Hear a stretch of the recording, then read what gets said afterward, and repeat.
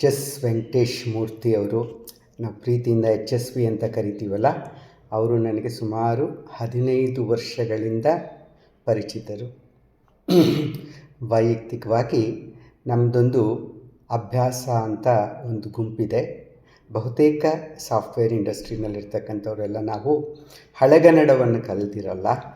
ಆ ಕಾರಣಕ್ಕಾಗಿ ನಮಗೆ ಹಳೆಗನ್ನಡವನ್ನು ಕಲಿಸ್ಕೊಡಿ ಅಂತ 15 ವರ್ಷದ ಕೆಳಗೆ ಅವ್ರ ಹತ್ರ ಹೋದಾಗ ಅತ್ಯಂತ ಪ್ರೀತಿಯಿಂದ ಅವರು ನಮಗೆ ಹಳೆಗನ್ನಡದ ಪಾಠಗಳನ್ನು, ಪ್ರತಿಯೊಬ್ಬ ಕವಿಯ ವಿಶೇಷತೆಗಳನ್ನು ವಿವರಿಸ್ತಾ ಹೋದರು. ನಮಗೊಂದು 15-20 ಜನ ಇದ್ದೀವಿ ನಾವು. ಅದು ಈ 15 ವರ್ಷಗಳಲ್ಲಿ ಎಷ್ಟು ಬೆಳೆದಿದೆ ಅಂತಂದರೆ, ಈಗ ರನ್ನ ಆಗಲಿ, ರಾಘವಾಂಕ ಆಗಲಿ, ಪಂಪ ಆಗಲಿ, ಜನ್ನ ಆಗಲಿ, ಯಾರದೇ ಒಂದು ಹಳೆಗನ್ನಡದ ಕಾವ್ಯವನ್ನು ನಾವು ಅತ್ಯಂತ ಸುಲಲಿತವಾಗಿ ಓದುವಂತಹ ಶಕ್ತಿಯನ್ನು ಪಡ್ಕೊಂಡಿದ್ದೀವಿ. ಆ ನಿಟ್ಟಿನಿಂದ ಎಚ್ ಎಸ್ ವಿ ಅವರನ್ನು ನಾನು ಗುರು ಸಮಾನವಾಗಿ ಸ್ವೀಕರಿಸ್ತೀನಿ. ಅವರ ಈ ಶ್ರದ್ಧಾಂಜಲಿಗೆ ಅವರು ತಾವು ತೀರಿಕೊಳ್ಳುವ 4 ದಿನಗಳ ಮುಂಚೆ ಒಂದು ವಿಶೇಷ ಪದ್ಯವನ್ನು ಬರೆದಿಟ್ಟಿದ್ರು. ಆ ಪದ್ಯದ ವಾಚನದ ಮೂಲಕ ನಾನು ಆ ಶ್ರದ್ಧಾಂಜಲಿಯ ಮಾತುಕತೆಯನ್ನು ಆರಂಭಿಸೋಕೆ ಇಷ್ಟಪಡ್ತೀನಿ. ಆ ಪದ್ಯ ಹೀಗಿದೆ: ಕೃಷ್ಣ ನಿನ್ನ ಎದೆಗೆತ್ತಿಕೋ ಮನಾಕರ್ಷಕ ಮುರಳಿಯ, ಕಾಯುತಿಹರು ಗೋಪಿಕೆಯರು ಬೇಗ ನೀನು ಮರುಳಯ್ಯ. ಕೃಷ್ಣ ನಿನ್ನ ಎದೆಗೆತ್ತಿಕೋ ಮನಾಕರ್ಷಕ ಮುರಳಿಯ, ಕಾಯುತಿಹರು ಗೋಪಿಕೆಯರು ಬೇಗ ನೀನು ಮರಳೆಯ. ತಾರಾವಳಿ ಕಣ್ಣ ಬೆಳಕು ಕಂಬನಿ ಮಣಿ ಗುಟುಕು ಗುಟುಕು, ಬಂದಿರುವರು ಯಮನೆ ತಟುಕು ಬರೆದು ಮರಳ ಕವಿತೆಯ. ಒಂದು ಪದ ಅನಂತ ಚರಣ, ಬಾಳಿನ ತುದಿಗೊಂದು ಮರಣ, ಆ ಮರಣಕ್ಕೆ ಮಧ್ಯೆ ಸ್ಮರಣ, ಸಾಕು ಇನ್ನು ಈ ವಿಚಾರಣ. ಸುಮಾರು 1.5 ವರ್ಷದ ಕೆಳಗೆ ನನ್ನ ಗೆಳೆಯ ಗುರುಪ್ರಸಾದ್ ಕಾಗಿನೆಲೆ ಬಂದಾಗ ಅವರು ಆರೋಗ್ಯ ಅಷ್ಟು ಸರಿ ಇಲ್ಲ ಅಂತ ಗೊತ್ತಾಗಿ ಅವರನ್ನು ಮಾತಾಡಿಸೋದಕ್ಕೆ ಅವ್ರ ಮನೆಗೆ ಹೋದಾಗ ಅವನಿಗೆ ಅವರ ಮಗ ಸೊಸೆಯಿಂದ ಅದಾಗಲೇ ಕ್ಯಾನ್ಸರ್ 4ನೇ ಹಂತದಲ್ಲಿದೆ ಅನ್ನುವಂಥದ್ದು ಗೊತ್ತಾಗಿತ್ತು. ಅವನು ಬಂದು ನನ್ನ ಜೊತೆಲಿ ಮಾತಾಡಬೇಕಲ್ಲ, ತುಂಬ ದುಃಖದಿಂದ ಹೇಳ್ದ, ಬಹುಶಃ ಹೆಚ್ಚು ದಿನ ಇರಲಿಕ್ಕಿಲ್ಲ ಅನಿಸುತ್ತೆ, ಇನ್ನೊಂದು ಕೆಲವು ತಿಂಗಳುಗಳು ಮಾತ್ರ ಅಂತ ಹೇಳಿದ್ದ. ಆದರೆ ಎಚ್ ಎಸ್ ವಿ ಅದಾದ ನಂತರ 1.5 ವರ್ಷ ಅತ್ಯಂತ ಲವಲವಿಕೆಯಿಂದ ಆಸಕ್ತಿಯಿಂದ ಬದುಕಿದ್ರು. ಸಾಕಷ್ಟು ಪುಸ್ತಕಗಳನ್ನು ಕೂಡ ಬರೆದ್ರವ ಆ ಸಮಯದಲ್ಲವರು. ನಾನು ಯೋಚನೆ ಮಾಡ್ತಾ ಇರ್ತೀನಿ, ಇದು ಹೇಗಪ್ಪ ಸಾಧ್ಯ ಆಯಿತು ಅಂದರೆ, ನನಗೆ ಅವರು ಅಕ್ಷರ ಚಿಕಿತ್ಸಕ ಅಂತ ಅನಿಸುತ್ತೆ. ಅಂದರೆ ಅಕ್ಷರ ಮೂಲಕವೇ ನಮ್ಮ ಆರೋಗ್ಯವನ್ನು ಕಾಪಾಡಿಕೊಳ್ಳುವಂತಹ ಒಂದು ಸೂಕ್ಷ್ಮ ಒಂದು ಕೌಶಲ್ಯ ಅವ್ರಿಗೆ ಗೊತ್ತಿತ್ತು ಅಂತ. ಸಾಮಾನ್ಯವಾಗಿ ಅಕ್ಷರದ ಓದು ಬರವಣಿಗೆ ನಮ್ಮ ಮಾನಸಿಕ ಆರೋಗ್ಯಕ್ಕೆ ಸಂಬಂಧಪಟ್ಟಿದ್ದು ಅಂತ ನಾವು ಅಭಿಪ್ರಾಯ ಪಡ್ತೀವಿ. ಆದರೆ ಎಚ್ ಎಸ್ ವಿಷಯದಲ್ಲಿ ನನಗೆ ಬಹುತೇಕ ಅವರು ದೈಹಿಕ ಚಿಕಿತ್ಸೆಗೂ ಅಕ್ಷರಗಳನ್ನು ಬಳಸ್ಕೊಂಡ್ಬಿಟ್ಟು ಈ ವೈದ್ಯರ ನಿರೀಕ್ಷೆಯನ್ನೆಲ್ಲ ಹುಸಿ ಮಾಡಿ 1.5 ವರ್ಷ ಲವಲವಿಕೆಯಿಂದ ಬದುಕಿದ್ರು ಅಂತ ಅನಿಸ್ತಾ ಇದೆ. ಆದ್ದರಿಂದ ನನ್ನ ಪಾಲಿಗವರು ಅಕ್ಷರ ಚಿಕಿತ್ಸಕರಾಗಿದ್ದರು ಅಂತ. ಅವರು ಬರೆದಿದ್ದನ್ನೆಲ್ಲ ನಾವು ನೋಡಿದಾಗ ಬಹುತೇಕ ರಾಮ, ಕೃಷ್ಣ, ಭೀಮ, ಇಲ್ಲ ಅಂತಂದರೆ ಸೀತೆ, ಬುದ್ಧ, ಋಗ್ವೇದ, ಎಲ್ಲ ಪಂಪ, ರನ್ನ, ಎಲ್ಲ ನಮ್ಮ ಪುರಾಣದ ಪಾತ್ರಗಳ ಮೇಲೆಲ್ಲ ಅವರು ತಮ್ಮ ಪದ್ಯಗಳನ್ನು, ಗದ್ಯವನ್ನು ಬರೆದಿದ್ದಾರೆ. ನಾಟಕಗಳು ಕೂಡ ಕೃಷ್ಣ, ಊರ್ವಶಿ, ಸೊ ಇವ್ರನ್ನೆಲ್ಲರ ಕಂಸನ ಕುರಿತು ಬರೆದಂಥದ್ದು ಇದು ಎಲ್ಲವದೇ ಇತ್ತು. ಹಾಗಂದರೆ ಎಚ್ ಎಸ್ ವಿಗೆ ತುಂಬ ದೈವಭಕ್ತರಾಗಿದ್ರಾ ಅಂತ ನೋಡಿದರೆ ಅಲ್ಲ ಅನಿಸುತ್ತೆ. ಅವ್ರು ಯಾವತ್ತೂ ಈ ಭಕ್ತರ ಥರ ಮಾತೆತ್ತಿದ್ರೆ ದೇವರ ಪೂಜೆಗಳನ್ನು ಮಾಡೋದು, ದೇವಾಲಯಗಳನ್ನು ಸುತ್ತೋದು, ಹವನ ಹೋಮಗಳು ಮಾಡೋದು, ವಿಪರೀತ ಸೂಪರ್ಸ್ಟಿಷನ್ ಅಂತ ಏನು ಹೇಳ್ತೀರ, ಮೌಢ್ಯಗಳನ್ನು ನಂಬ್ಕೊಳ್ಳೋದು, ಇದು ಯಾವುದೂ ಇರಲಿಲ್ಲ. ಆದರೆ ರಾಮ ಬೇಕಿತ್ತು, ಬುದ್ಧ ಬೇಕಿತ್ತು, ಭೀಮ ಬೇಕಿತ್ತು, ಕೃಷ್ಣ ಬೇಕಿತ್ತು. ಇದು ಹೇಗೆ ಅಂದರೆ ನಮ್ಮ ಪುರಾಣದ ಪಾತ್ರಗಳನ್ನೆಲ್ಲ ಅವರು ಭಕ್ತಿಯ ಮಾರ್ಗಕ್ಕಿಂತ ಪ್ರೀತಿಯ ಮಾರ್ಗದಿಂದ ತಲುಪೋದಕ್ಕೆ ಪ್ರಯತ್ನ ಪಡ್ತಿದ್ರು ಅಂತ ಗೊತ್ತಾಗುತ್ತೆ. ಅದರಿಂದ ಏನಾಗಿತ್ತಂದರೆ ಒಂದು ರೀತಿಯಾದ ಒಂದು ಸಂತೃಪ್ತಿ ಇತ್ತು, ಅವರಲ್ಲಿ ಸಹನೆ ಇತ್ತು. ಅವ್ರ ಕಾವ್ಯಗಳೆಲ್ಲ ಪ್ರೀತಿಯ ಕಾವ್ಯಗಳೇ. ಇದು ಹೇಗೆ ಅಂತಂದರೆ, ಯಾರಿಗೆ ಬದುಕಿನಲ್ಲಿ ಅತೃಪ್ತಿ ಇರುತ್ತೋ ಅವರು ಸಾಮಾನ್ಯವಾಗಿ ಸಿನಿಕರಾಗಿರ್ತಾರೆ ಮತ್ತು ವಿಪರೀತ ನೀತಿ ಬೋಧನೆಗಳನ್ನು ಮಾಡ್ತಾ ಇರ್ತಾರೆ. ಎಲ್ಲದಕ್ಕೂ ಸಿನಿಕತನ, ಎಲ್ಲವನ್ನೂ ವಿರೋಧಿಸುವಂತಹ ಒಂದು ಗುಣ ಮತ್ತು ಎಲ್ಲರಿಗೂ ಬುದ್ಧಿಮಾತುಗಳನ್ನು ಹೇಳುವಂತಹ ಒಂದು ಮನಸ್ಥಿತಿಯನ್ನು ತಲುಪಿರ್ತಾರೆ. ಇಂಥವ್ರನ್ನ ನೀವು ಫೇಸ್ಬುಕ್ಕಲ್ಲಿ ಸಾಕಷ್ಟು ನೋಡ್ತಾ ಇರ್ತೀರ ನೀವು. ಆದರೆ ನಾನು ಗಮನಿಸಿದಂತೆ ಯಶಸ್ವಿ ಸಾರಲ್ಲಿ ಸಿನಿಕತನವೂ ಇರಲಿಲ್ಲ, ನೀತಿ ಬೋಧನೆಯೂ ಮಾಡ್ತಾ ಇರಲಿಲ್ಲ. ಅವರು ಅತ್ಯಂತ ಪ್ರೀತಿಯಿಂದ ಎಲ್ಲರೊಡನೆ ಎಲ್ಲರೂ ಸಮಾನರು ಅನ್ನುವಂತೆ ಅದು ಒಡನಾಡ್ತಿದ್ರು. ಅದು ಹೇಗೆ ಅಂತಂದರೆ, ಅವ್ರದ್ದೇ ಆದಂಥ ಮಾತಿನಲ್ಲಿ ಹೇಳಬೇಕು ಅಂತಂದರೆ, ಬುದ್ಧಚರಣದ ಒಂದು ಸಾಲು, ಬಿಸಿಲುಂಡು ಬೆಳದಿಂಗಳ ಕೊಡುವವನು. ಬುದ್ಧ ಬಿಸಿಲನ್ನುಂಡ, ಕಷ್ಟಪಟ್ಟ, ಬದುಕಲ್ಲಿ ಸಾಕಷ್ಟು ಅರಣ್ಯ ತಿರುಗಿದ, ಸತ್ಯದ ಹುಡುಕಾಟಕ್ಕಾಗಿ ತಪಸ್ಸನ್ನು ಮಾಡಿದ, ಎಷ್ಟೇ ಬಿಸಿಲನ್ನುಂಡ್ರೂ ಕಡೆಗೆ ಅವನು ಕೊಟ್ಟಿದ್ದು ಬೆಳದಿಂಗಳಾಗಿತ್ತು. ಅದು ಯಶಸ್ವಿಯವ್ರಿಗೂ ಹೊಂದಾಣಿಕೆ ಆಗುತ್ತೆ. ಅವ್ರ ಬಾಲ್ಯ ಏನು ಸುಖಮಯವಾಗಿರಲಿಲ್ಲ. ತುಂಬ ಚಿಕ್ಕ ವಯಸ್ಸಿನಲ್ಲೇ ತಂದೆಯನ್ನು ಕಳ್ಕೊಂಡಿದ್ರು. ತಾಯಿಯೇ ಹೇಗೋ ಕಷ್ಟಪಟ್ಟು ಅವರನ್ನು ಬೆಳೆಸಿದ್ರು. ಒಂದು ಯಾವುದೋ ಕೂಡು ಕುಟುಂಬದಲ್ಲಿ ಒಂದು ಮೂಲೆಯವರಾಗಿ ಬದುಕನ್ನು ನಡೆಸಿದ್ರು. ಆದರೆ ಮಾಸ್ತರ್ಕಿ ಮಾಡಿದರು, ಚಿಕ್ಕ ಶಾಲೆ ಮಾಸ್ತರ್ಗೆ ಉದ್ಯೋಗ ಮಾಡಿದ್ದಾರೆ ಆರಂಭದಲ್ಲಿ. ಆಮೇಲೆ ಹೇಗೋ ಹೆಜ್ಜೆಗೆ ತಮ್ಮದೇ ಆದ ದಾರಿಯನ್ನು ಕಂಡುಕೊಂಡು ಕೊನೆಯ ದಿನಗಳಲ್ಲಿ ಸ್ವಲ್ಪ ಮಟ್ಟಿಗಾದರೂ ಒಂದು ನೆಮ್ಮದಿಯನ್ನು ಕಂಡುಕೊಂಡಿದ್ರು. ಸೊ ಅಷ್ಟೆಲ್ಲ ಕಷ್ಟಪಟ್ಟರು. ಅವ್ರು ಯಾವತ್ತೂ ಬಿಸಿಲನ್ನು ಉಂಡು ಬಿಸಿಲನ್ನೇ ಕೊಡಲಿಲ್ಲ ನಮಗೆ, ಬಿಸಿಲನ್ನುಂಡು ಬೆಳದಿಂಗಳನ್ನು ಕೊಟ್ಟರು. ಅವ್ರದ್ದೇ ಮಾತಿನಲ್ಲಿ ಹೇಳಬೇಕಂದ್ರೆ ಅವರು ಗಂಧವ್ರತರಾಗಿದ್ದರು. ಹೇಗೆ ಗಂಧದ ಕಡ್ಡಿ ಇರುತ್ತಲ್ಲ, ಊದಿನ ಕಡ್ಡಿ, ಅದು ತನ್ನ ಮೈಯನ್ನೇ ಸುಟ್ಕೊಂಡ್ರೂ ನಮಗೆ ಪರಿಮಳವನ್ನು ಕೊಟ್ಕೊಳ್ತಾ ಹೋಗುತ್ತೆ. ನಮ್ಮಯ್ಯನ್ನು ಸುಡಲ್ಲ, ಅದು ಪರಿಮಳ ಕೊಡುತ್ತಲ್ಲ, ಅದು ಗಂಧವ್ರತ ಅವರ ಬದುಕಾಗಿತ್ತು ಅಂತ. ಅವ್ರು ಹೇಗಂತ ಹಾಗಂತ ವಿಮರ್ಶೆ ಇಲ್ಲದೆ ಬದುಕಿದವರೇನೆಲ್ಲ ವಿಮರ್ಶೆಯನ್ನು ಮಾಡ್ತಿದ್ರು. ಕಟುಕಿ ಇರಲಿಲ್ಲ ಅವರಲ್ಲಿ, ವಿಮರ್ಶೆ ಇತ್ತು. ವಿಮರ್ಶೆ ಹೇಗೆ ಮಾಡ್ತಿದ್ರು? ತಾವು ಮೆಚ್ಚುವ ಪ್ರೀತಿ ಪಾತ್ರರಾದಂಥ ರಾಮನನ್ನು ಅವರು ವಿಮರ್ಶೆಯಿಂದ ಹೊರಗೊಳಿಸ್ತಾ ಇರಲಿಲ್ಲ. ಅವರನ್ನು ಪ್ರಶ್ನೆ ಮಾಡುವಷ್ಟು ಶಕ್ತಿಯನ್ನು ಪಡ್ಕೊಂಡಿದ್ರು. ಅವರ ಶ್ರೀ ಸಂಸಾರಿ ಪದ್ಯವನ್ನೇ ಗಮನಿಸ್ಕೊಳ್ಳಿ. ಅದು ಏನು ಹೇಳ್ತಾ ಹೋಗ್ತಾರೆ ಅಂದರೆ, ಇಡೀ ರಾಮ ಪಟ್ಟಾಭಿಷೇಕದ ಚಿತ್ರವನ್ನು ಕಣ್ಮುಂದೆ ತಂದು, ಎಷ್ಟು ಸೊಗಸಾದ ಒಂದು ಕುಟುಂಬದ ಚಿತ್ರ ಇದು, ಒಂದು ಫ್ಯಾಮಿಲಿ ಫೋಟೋಗ್ರಾಫ್, ಅದು ಎಲ್ಲ ಇದೆಯಪ್ಪ. ಇಲ್ಲಿ ಹೆಂಡತಿ ಇದ್ದಾಳೆ, ತಮ್ಮ ಇದ್ದಾರೆ, ಆಚೆಲೆ ಆ ಕಡೆಗೆಲ್ಲ ಎಲ್ಲ ತಮ್ಮನರು, ಅವ್ರ ಹೆಂಡನರು, ಶಿಷ್ಯವರ್ಗ, ನಾರದ, ಶೃಂಗಿ, ಎಲ್ಲರೂ ಇರುವಂಥ ಸಂಭ್ರಮದ ಒಂದು ಗ್ಯಾದರಿಂಗ್. ಅದು ಕುಟುಂಬ ಸೇರಿಕೊಂಡಿರ್ತಕ್ಕಂಥ, ಎಲ್ಲರೂ ಒಂದಾಗಿರ್ತಕ್ಕಂಥ ಒಂದು ಸನ್ನಿವೇಶ. ಆದರೆ ಆ ಸನ್ನಿವೇಶದಲ್ಲಿ ಒಂದು ಪ್ರಶ್ನೆ ಕೇಳ್ತಾರೆ ರಾಮನಿಗೆ, ಇಂಥ ಹೊತ್ತಿನಲ್ಲಿ ಯಾಕಪ್ಪ ನಿನಗೆ ಬಿಲ್ಲು ಬೇಕಾಗಿದೆ? ಬಿಲ್ ಇಟ್ಕೊಂಡಿರ್ತಾನೆ ರಾಮ. ದಯವಿಟ್ಟು ಆ ಬಿಲ್ಲನ್ನು ತೆಗೆದಿಡು, ಆ ನಿನ್ನ ಹೆಗಲ ಮೇಲೆ ನಿನ್ನ ಕುಟುಂಬದ ಚಿತ್ರದಲ್ಲಿ ಇರದೇ ಇರತಕ್ಕಂಥ ಅಳಿಲಿಗೆ ಸ್ಥಾನವನ್ನು ಕೊಡು. ಆ ಅಳಿಲು ಬಂದ ನಿನ್ನ ಹೆಗಲ ಮೇಲೆ ಕೂತ್ಕೊಳ್ಳಿ, ಆವಾಗ ಈ ಕುಟುಂಬ ಚಿತ್ರ ಪರಿಪೂರ್ಣವಾಗುತ್ತೆ ಅಂತ. ಅಂದರೆ ಅದು ವಿಮರ್ಶೆ ಹೌದು, ಆದರೆ ಅತ್ಯಂತ ಪ್ರೀತಿಯಿಂದ ಹೇಳುವಂಥ ಒಂದು ವಿಮರ್ಶೆ ಆಗಿತ್ತು. ಸೊ ಅದು ಅವರ ಮಾರ್ಗ ಆಗಿತ್ತು ಅಂತ. ತನ್ನ ಬಗ್ಗೆ ತುಂಬ ನಂಬಿಕೆಯನ್ನು ಇಟ್ಕೊಂಡಿದ್ರು ಯಶಸ್ವಿ. ತಮ್ಮ ಶಕ್ತಿಗಳ ಬಗ್ಗೆ ಅವರಿಗೆ ಅರಿವಿತ್ತು.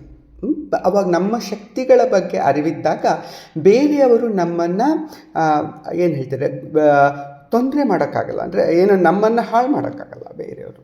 ಸೊ ನಮ್ಮ ಪ್ರತಿಭೆಯನ್ನು ಹತ್ತಿಕ್ಕೋದಕ್ಕಾಗಲ್ಲ ಅನ್ನುವಂಥದ್ದು. ಏಕೆಂದರೆ ಅವರು ಆರಂಭದ 25 ವರ್ಷದ ಕೆಳಗಿನ ಹಿಂದಿನ ತಗೊಂಡ್ರೆ ಅವರ ಭಾವಗೀತೆಗಳನ್ನು ಬರೆಯೋದಕ್ಕೆ ಶುರು ಮಾಡಿದಾಗ ಅವರನ್ನು ಕ್ಯಾಸೆಟ್ ಕವಿ ಅಂತ ಲೇವಡಿ ಮಾಡಿದರು ಕನ್ನಡದ ಸಾಹಿತಿಗಳು, ಎಷ್ಟೋ ಜನ ಪ್ರಖ್ಯಾತರು. ಅಷ್ಟೇ ಅಲ್ಲ, ವೆಂಕಟೇಶ ದಾಸ ಅಂಥೇಳಿ ಅವರನ್ನು ಬರೀ ಭಕ್ತಿಯ ಒಂದು ಕವಿ ಅನ್ನುವಂತೆ ಪ್ರತಿಬಿಂಬಿಸೋದಕ್ಕೆ ಹೊರಟರು. ಕಂಗೆಡಲಿಲ್ಲ, ಅವರು ಹಾಗೆ ಬರ್ಕೊಂಡೇ ಹೋದರು. ಭಾವಗೀತೆಯನ್ನೂ ಬರೆದ್ರು, ಜೊತೆಗೆ ಬೇರೆ ಎಲ್ಲವನ್ನೂ ಬರ್ಕೊಂಡು ಹೋದ್ರಲ್ಲ ಅವರು ತೀರಿಕೊಂಡಾಗ ನೋಡಬೇಕಿತ್ತು, ಅವರ ಅಂತಿಮ ದರ್ಶನಕ್ಕೆ ಸಾವಿರಾರು ಜನ ಹರಿದು ಬಂದರು. ಒಬ್ಬ ಕವಿಯ ಅಂತಿಮ ದರ್ಶನಕ್ಕೆ ಆ ಮಟ್ಟಿಗೆ ಜನರು ಬಂದು ತಮ್ಮ ಪ್ರೀತಿಯನ್ನು ತೋರಿಸುವಂಥದ್ದು ಅದು ಬಹಳ ಅಪರೂಪ ಕನ್ನಡದಲ್ಲಿ.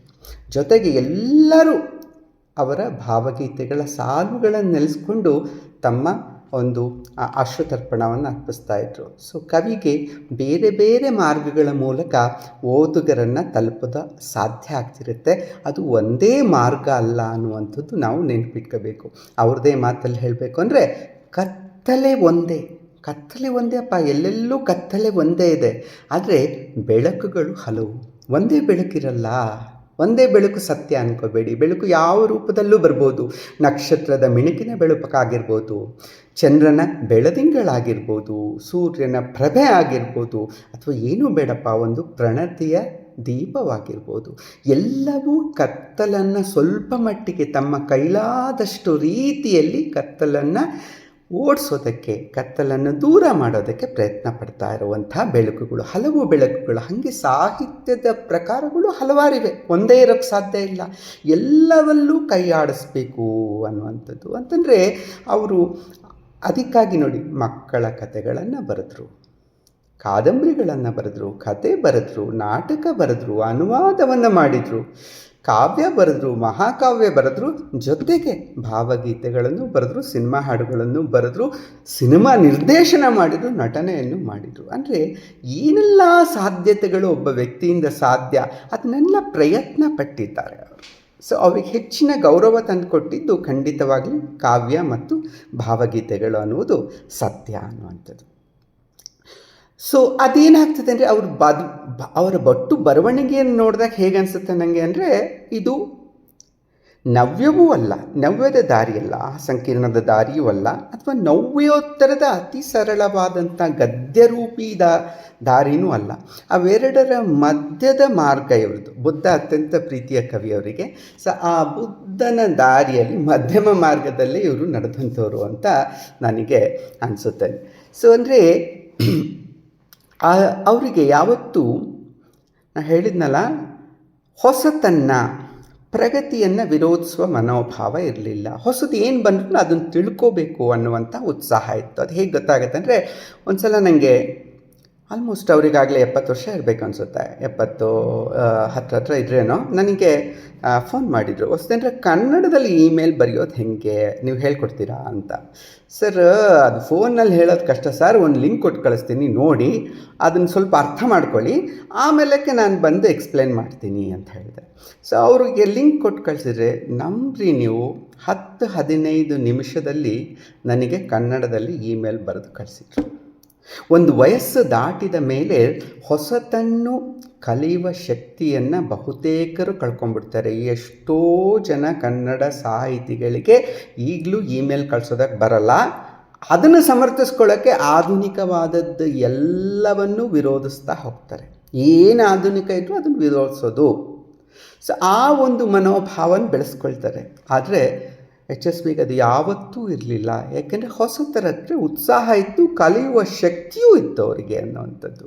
ಸೊ ಅದು ಬೇರೆ ಬೇರೆ ಕಾರಣಕ್ಕಾಗಿ, ಅದಕ್ಕಾಗಿ ಅವರು ತಮಗಿಂತ ಕಿರಿಯರನ್ನು ತಮ್ಮ ಚಟುವಟಿಕೆಗಳಿಗೆ, ಕಾವ್ಯದ ಚಟುವಟಿಕೆಗಳಲ್ಲಿ, ಅಕ್ಷರದ ಚಟುವಟಿಕೆಗಳಲ್ಲಿ ಉಪಯೋಗಿಸ್ಕೊಳ್ತಾ ಇದ್ರು. ನನ್ನ ಜೊತೆಯಲ್ಲಿ ಕುಮಾರವ್ಯಾಸ ಭಾರತದ ಉದ್ಯೋಗ ಪರ್ವದ ಕುರಿತು ಮಾತಾಡಿಸಿದ್ರು. ಅವ್ರ ಪುಸ್ತಕದ ಬಗ್ಗೆ ನಾನೇ ಮಾತಾಡಿದ್ದೆ ಅವತ್ತು. ಅದ್ರ ಜೊತೆ ದತ್ತಾತ್ರೇಯ ಎಷ್ಟು ಸಲ ಮುನ್ನುಡಿ ಬರೆದಿದ್ದಾನೆ ಅವ್ರ ಪುಸ್ತಕಕ್ಕೆ. ಸೊ ಹಾಗೆ ಹೊಸಬರ ಯುವಕರ ಜೊತೆಯಲ್ಲಿ ಸೇರಿಕೊಳ್ಳುವ ಅವರ ಗುಣ, ಅವರು ವಯಸ್ಸಿನಿಂದ ಮುಪ್ಪನ್ನು ಪಡೆದಿದ್ರೆ ಹೊರತಾಗಿ ಮನೋಸ್ಥಿತಿಯಿಂದ ಮುಪ್ಪನ್ನು ಪಡೆದಿರಲಿಲ್ಲ ಅನ್ನುವಂಥದ್ದು ನಮಗೆ ಗೊತ್ತಾಗತ್ತೆ ಅಂತ. ನನ್ನ ಮೇಲೆ ಒಂದು ಕವಿತೆ ಕೂಡ ಬರೆದಿದ್ರು ಅವರು. ಕವಿತೆಯನ್ನು ಬರೆದು ಅದು ನಾನೇ ಏನೂ ಬರೆದಿಲ್ಲ ಸರ್ ಬಗ್ಗೆ, ಬಟ್ ಅವ್ರು ನನ್ನ ಮೇಲೆ ಅಷ್ಟು ಪ್ರೀತಿಯಿಂದ ಒಂದು ಕವಿತೆಯನ್ನು ಕೂಡ ಬರೆದಿದ್ರು. ಅದು ವೈವಿಧ್ಯಮಯ, ಒಂದು 25-30 ಜನ ತಮ್ಮ ಸ್ನೇಹಿತರು, ಸಾಹಿತ್ಯದ ಒಡನಾಡಿಗಳೆಲ್ಲರ ಬಗ್ಗೆ ಒಂದೊಂದು ಕವಿತೆಗಳನ್ನು ಬರೆದಿದ್ರು. ತುಂಬ ಚಂದದ ಒಂದು ಸಂಕಲನ ಅದು. ಆದರೆ ಪ್ರತಿಯೊಂದು ಕವಿತೆಯೂ ಬೇರೆ ಬೇರೆ ಮಾರ್ಗದಲ್ಲಿತ್ತು. ಅದು ಒಂದೇ ಇದೇನು ಹೇಳ್ತೀವೋ ಛಾಪ್ ಅಂತೀವಲ್ಲ, ಅದರಲ್ಲಿಲ್ಲ. ಅದೇ ಬೇರೆ ಬೇರೆ ರೂಪದಲ್ಲಿ ಅವರನ್ನು ಚಿತ್ರಿಸೋದಕ್ಕೆ ಪ್ರಯತ್ನ ಪಟ್ಟಿದ್ರು ಅಂತ. ಸೊ ಅವರ ಆ ಒಂದೆಲ್ಲ ಗುಣದಿಂದಾಗಿ ಅವರು ಎಷ್ಟು ಜನಪ್ರಿಯ ಆಗಿದ್ರು ಅನ್ನೋದಕ್ಕೆ ನಿಮಗೆ ಒಂದು ಸರಳ ಉದಾಹರಣೆ ಕೊಡ್ತೀನಿ. ಅವರು ತೀರಿಕೊಳ್ಳುವಕ್ಕಿಂತ ಒಂದು ವಾರದ ಮುಂಚೆನೇ ಅವ್ರ ಮನೆಗೆ ನಾವೆಲ್ಲ ಹೋಗಿ ಅವರಿಗೆ ಬುದ್ಧ ಚರಣದ ಬಗ್ಗೆ ನಾವೆಲ್ಲ ಚರ್ಚೆ ಮಾಡಿ ಅವರಿಗೆ ಅಂದರೆ ಅವರಿಗೆ ಗೌರವವನ್ನು ಅರ್ಪಿಸಿ ಅವರನ್ನು ಸನ್ಮಾನ ಮಾಡಿ ಎಲ್ಲ ಮಾಡಿದ್ವಿ. ಒಂದು ನಮ್ಮ ಗೆಳೆಯರೆಲ್ಲ ಒಂದು 10-15 ಜನ ಹೋಗ್ಬಿಟ್ಟು ಅವ್ರ ಮನೆಗೆ. ಆ ಟೈಮ್ನಲ್ಲಿ ಅವ್ರು ಮಾತಾಡಿದರು. ಅದನ್ನು ನಾನು ವಿಡಿಯೋ ರೆಕಾರ್ಡಿಂಗ್ ಮಾಡಿದ್ದೆ. ಆ ವಿಡಿಯೋ ರೆಕಾರ್ಡಿಂಗ್ ನಾನು ಫೇಸ್ಬುಕ್ನಲ್ಲಿ ಹಾಕಿದರೆ ಅದನ್ನು ನೀವು ನಂಬಬೇಕು, 350,000 ಜನ ವೀಕ್ಷಿಸಿದ್ದಾರೆ ಆ ವಿಡಿಯೋವನ್ನು. ಅವ್ರು ಸುಮ್ಮನೆ ಮಾತಾಡಿರೋದು, ತಮ್ಮ ಬದುಕಿನ ಕುರಿತು ಮಾತಾಡಿದ ಒಂದು 3-4 ನಿಮಿಷದ ಒಂದು ವಿಡಿಯೋ 350,000 ಜನ, ಹೆಚ್ಚು ಕಡಿಮೆ ಅಷ್ಟು ಜನ ವೀಕ್ಷಣೆ ಮಾಡಿದ್ದಾರೆ ಅಂತಂದರೆ ಅದು ನಮಗೆ ತೋರಿಸ್ಕೊಡುತ್ತೆ ಅವರನ್ನು ಎಷ್ಟು ಪ್ರೀತಿಸ್ತಾ ಇದ್ರು ಜನರು ಅನ್ನುವಂಥದ್ದನ್ನು ತೋರಿಸ್ಕೊಡ್ತಾರೆ ಅಂತ. ಸೊ ಇವರಿಗೆ ಮತ್ತೂ ಒಂದಿತ್ತಪ್ಪ ವಿಶೇಷ. ಇವ್ರು ಹೇಗೆ ಅಂತಂದರೆ ಬಹಳ ಚುರುಕಾಗಿ ಮಾತಾಡ್ತಾಯಿದ್ರು. ಈ ಕವಿಗಳಿಗೆ ಪದಗಳ ಲಾಲಿತ್ಯ ಇರುತ್ತಲ್ಲ, ಅದರಿಂದ ಇನ್ಸ್ಟ್ಯಾಂಟಿನಿಯಸ್ ಪನ್ ಬರುತ್ತೆ ಅವರಿಗೆ. ಸೊ ಗದ್ಯ ಲೇಖಕರಿಗೆ ಕಷ್ಟ ಅದು. ಇವರಿಗೆ ಕವಿಗಳಿಗೆ ಸಖತ್ತಾಗಿ ಒಂದೊಂದೇ ಪದಗಳು ಹೋಗೋದು ಎಲ್ಲಿ ಸಂದರ್ಭಕ್ಕೆ ತಕ್ಕಂತೆ ಬಳಸ್ತಾ ಇರ್ತಾರೆ ಅವರು. ಸೊ ಅದು ಒಂದು ಸಂದರ್ಭ ಹೇಳಿದರೆ ನಿಮಗೆ ಗೊತ್ತಾಗುತ್ತೆ ಅವರೆಷ್ಟು ಚುರುಕಾಗಿ ಪದಗಳನ್ನು ಬಳಸ್ತಿದ್ರು ಅನ್ನೋದಕ್ಕೆ. ಸೊ ಒಂದು ಸಲ ಏನಾಗಿತ್ತು ಅಂದರೆ ಮೈಸೂರಿನಲ್ಲೆಲ್ಲೋ ಕನ್ನಡ ಸಾಹಿತ್ಯ ಮತ್ತು ಧರ್ಮ, ಆಧುನಿಕ ಕನ್ನಡ ಸಾಹಿತ್ಯ ಮತ್ತು ಧರ್ಮ ಅಂತ ಒಂದು ಸಬ್ಜೆಕ್ಟ್ ಮೇಲೆ ಸೆಮಿನಾರ್ ಆಗಿತ್ತು. ನಾನು ಅದರಲ್ಲಿ ಒಬ್ಬ ಮಾತುಗಾರ, ಅವರು ಒಂದು ಮಾತುಗಾರರಾಗಿದ್ದರು. ಸೊ ಅವರು ಮೊದಲಿಗೆ ಮಾತಾಡಿ, ಅವರು ಅವಾಗ ಇನ್ನೂ ಈ ಕಾವ್ಯಗಳ ಕುಮಾರವ್ಯಾಸಂದು ಮತ್ತು ಕುವೆಂಪು ರಾಮಾಯಣ ದರ್ಶನಂ ಕುರಿತಾಗಿ ಅದ್ರದ್ದು ಬಗ್ಗೆ ಎಲ್ಲ ತುಂಬ ಅಧ್ಯಯನ ಮಾಡ್ತಿದ್ರು. ವಾಲ್ಮೀಕಿಯನ್ನು ಅಧ್ಯಯನ ಮಾಡ್ತಿದ್ರು, ಋಗ್ವೇದವನ್ನು ಅಧ್ಯಯನ ಮಾಡ್ತಿದ್ರು. ಸೊ ಅವರು ಅದೇ ಒಂದು ಧ್ಯಾನದಲ್ಲಿದ್ರಲ್ಲ, ಅವರು ತಮ್ಮ ಭಾಷಣದಲ್ಲೆಲ್ಲ ಅದನ್ನೇ ವ್ಯಕ್ತಪಡಿಸಿದ್ರು. ಅವ್ರದ್ದಾದ್ಮೇಲೆ ನನ್ನ ಭಾಷಣ ಇತ್ತು. ನನಗೆ ಬಿಸಿ ರಕ್ತ. ಸೊ ನಾನು ಇವ್ರು ಯಾರು ನಮ್ಮ ಕಾಲದ ಕೃತಿಗಳನ್ನೇ ಮಾತಾಡೋದು ಬಿಟ್ಟು ಇನ್ನೂ ಕುಮಾರವ್ಯಾಸ ಪಂಪನ ಇಟ್ಕೊಂಡಿದ್ದಾರೆ, ಇವರಿಗೆ ಆಧುನಿಕ ಕನ್ನಡ ಸಾಹಿತ್ಯ ಅಂತಂದರೆ ಇವರಿಗೆ ಕುಮಾರವ್ಯಾಸ ಪಂಪನೇ ಆಗಿ ಹೋಗಿದ್ದಾರೆ ಅಂತ ನಾನು ಕಟುಕಿ ಆಡಿದೆ ನನ್ನ ಮಾತಲ್ಲಿ. ಆಮೇಲೆ ಗೊತ್ತಾಯ್ತು ನನಗೆ ತಪ್ಪು ಮಾಡಿದೆ ಅಂತ. ಭಾಷಣ ಮುಗಿಸ್ಕೊಂಡು ಅವ್ರ ಹತ್ರ ಬಂದಾಗ, ಸರ್ ಮಾತು ಸ್ವಲ್ಪ ಖಾರ ಆಯಿತು ಸರ್ ಅಂತಂದೆ ನಾನು. ಅವರಿಗೆ ಕೂತ್ಕೊಂಡವರು, ಸುಧೇಂದ್ರ, ಮಾತು ಖಾರ ಆದರೆ ತೊಂದರೆ ಇಲ್ಲ, ಆದರೆ ಅಹಂಕಾರ ಆಗಬಾರ್ದು ಅಂತಂದರು. ಅಂದರೆ ಬೈಸ್ಕೊಂಡ್ರೂ ಚೆಂದ ಇರುತ್ತೆ ಕೆಲವೊಮ್ಮೆ ಹಿರಿಯರಿಂದ. ಆ ಪದವನ್ನು ಬಳಸ್ಕೊಂಡ್ರಲ್ಲ ಅವರು, ಖಾರ ಮತ್ತು ಅಹಂಕಾರ ಅಂತ, ತಕ್ಷಣ ಅದು ಸೂಕ್ತವಾಗಿ ಅದು ನನಗೆ ಅವರು ಬಹಳ ಸಲ, ಇನ್ನೂ ಕೆಲವೊಂದಂತೂ ಹೇಳೋಕೆ ಆಗಲ್ಲ ಇಲ್ಲಿ, ಆ ಥರದ್ದೆಲ್ಲ ಬಳಸ್ತಾ ಇದ್ರು. ಅವರಿಗೆ ಆ ಒಂದು ಪದಗಳ ಪನ್ ಮಾಡೋದು HSV ಅವರಿಗೆ ಗೊತ್ತು. ಮೈ ಮುಟ್ಟು ನೋಡ್ಕೋಬೇಕು ನಾವು ಅವರು ಆ ಮಾತನಾಡಿದಾಗ ಹಾಗೆದು ಮಾಡ್ತಿದ್ರು ಅಂತ. ತಮ್ಮ ಕೃತಿಯ ಬಗ್ಗೆ ಇನ್ನೊಬ್ಬರು ಮಾತಾಡಲಿ, ಅವ್ರ ಒಪಿನಿಯನ್ ಹೇಳಲಿ ಅಂತ ಇಷ್ಟಪಡ್ತಾಯಿದ್ರು ಸರ್. ಕೆಲವು ಸಾಮಾನ್ಯವಾಗಿ ಒಂದು ಹಂತ ತಲುಪಿದ ಮೇಲೆ ನಮ್ಮ ಕೃತಿಗಳ ಬಗ್ಗೆ ಯಾರು ಮಾತಾಡಿದ್ರು ಒಂದೇ, ಮಾತಾಡಲಿಲ್ಲದ್ರು ಒಂದೇ ಅನ್ನುವಂಥ ಭಾವ ನಮಗೆಲ್ಲ ಬಂದ್ಬಿಡುತ್ತೆ.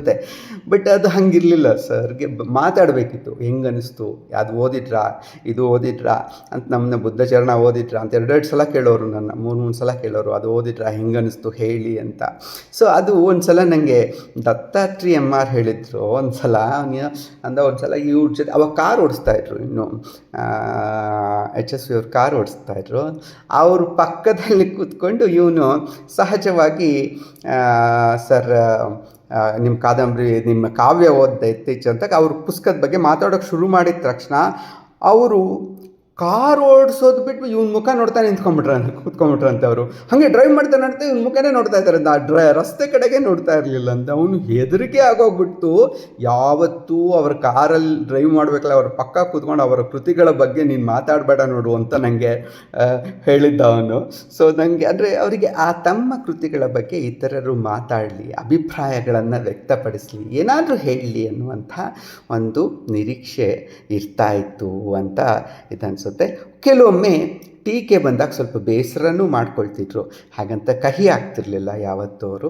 ಮತ್ತೆ ಜೊತೆ ಆಗ್ತಿದ್ರು, ಮತ್ತೆ ನಮ್ಮ ಜೊತೆಯಲ್ಲಿ ಒಡನಾಡ್ತಾಯಿದ್ರು. ಯಾವತ್ತೂ ಕಹಿ ಇಟ್ಟುಕೊಂಡು ನಮ್ಮಿಂದ ದೂರ ಇರೋದಕ್ಕಂತೂ ಪ್ರಯತ್ನ ಮಾಡ್ತಾನೇ ಇರಲಿಲ್ಲ. ಎಷ್ಟೋ ಸಂದರ್ಭಗಳಲ್ಲಿ ನಾವು ಏನೇನೋ ಚಿಕ್ಕ ಪುಟ್ಟ ಮಾತುಗಳಾಡಿದ್ರು ಅದನ್ನು ಮನಸ್ಸಿಗೆ ಇಟ್ಕೊಳ್ತಾ ಇರಲಿಲ್ಲ ಅಂತ. ಸೊ ಒಂದು ರೀತಿ ನೋಡಿದರೆ ಅವರಿಗೆ ಸಮಸ್ಯೆಗಳನ್ನು ಹುಟ್ಟಿಸುವುದರಲ್ಲಿ ಆಸಕ್ತಿ ಇರಲಿಲ್ಲ, ಸಮಸ್ಯೆಗಳನ್ನು ಪರಿಹರಿಸುವುದರಲ್ಲಿ ಆಸಕ್ತಿ ಇತ್ತು. ಅದೇ ಧನಾತ್ಮಕ ನಿಲುವು. ಸಮಸ್ಯೆಗಳನ್ನು ಹುಟ್ಟಿಸೋದಕ್ಕಿಂತ ಸಮಸ್ಯೆಯನ್ನು ಪರಿಹರಿಸುವಂಥ ನಿಲುವಿನಡೆಗೆ ನಾವೆಲ್ಲರೂ ಇದು ಮಾಡಬೇಕು ಅಂತ. ಸೊ ಕಡೆಗೆ ಹೇಳಬೇಕು ಅಂತಂದರೆ ಒಂದು ಮಾತನ್ನು ಹೇಳಿ ಈ ಶ್ರದ್ಧಾಂಜಲಿಯನ್ನು ಮುಗಿಸ್ಬೋದು ಅಂತ ಅನಿಸುತ್ತೆ. ಅದೇನೆಂದರೆ ಆ ಬುದ್ಧ ಚರಣದ್ದೇ ಮತ್ತೆ ಮಾತದು.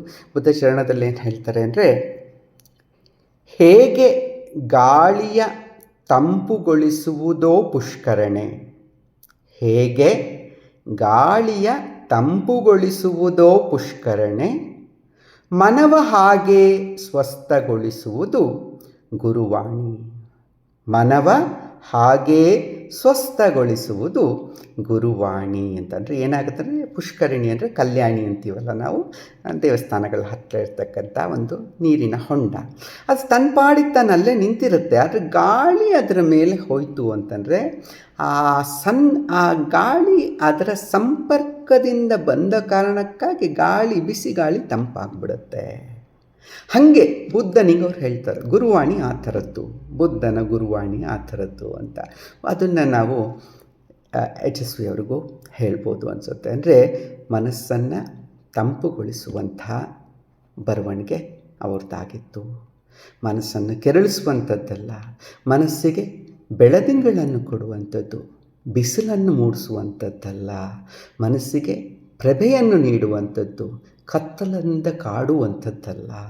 ಸೊ ಆ ರೀತಿಯಾಗಿ ಒಂದು ಅರಳಿಸುವ, ತಂಪುಗೊಳಿಸುವ ಸಾಹಿತ್ಯವನ್ನು ಅವರು ಬರೆದು ಹೋದರು ಅಂತ.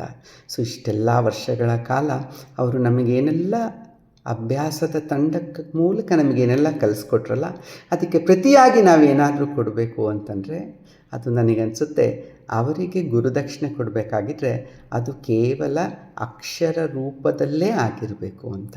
ಅವರ ನಾಟಕಗಳನ್ನು ನಾವು ರಂಗಕ್ಕೆ ಅಳವಡಿಸಬೇಕು ಮತ್ತು ನಾಟಕಗಳನ್ನು ಆಡಬೇಕು.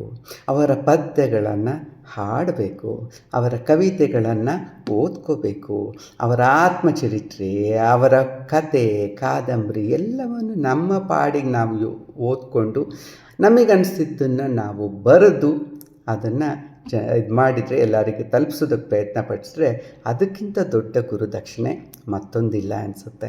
ಯಾಕೆಂದರೆ ಅವರಿಗೆ ಈ ಲೌಕಿಕ ಸಂಗತಿಗಳ ಬಗ್ಗೆ, ಅಂತಹ ಮೆಟೀರಿಯಲಿಸಮ್ ಅಂತೀವಲ್ಲ, ಈ ಲೌಕಿಕ ಸಂಗತಿಗಳ ಬಗ್ಗೆ ಅಂತಹ ಆಸಕ್ತಿನೇ ಇರಲಿಲ್ಲ. ಅವರ ಪ್ರೀತಿ ಒಡನಾಟ ಏನಿದ್ರೂ ಅದು ಅಕ್ಷರಗಳ ಮೂಲಕವೇ.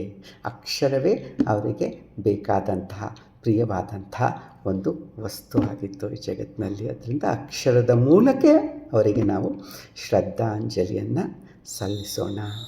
ನಮಸ್ಕಾರ.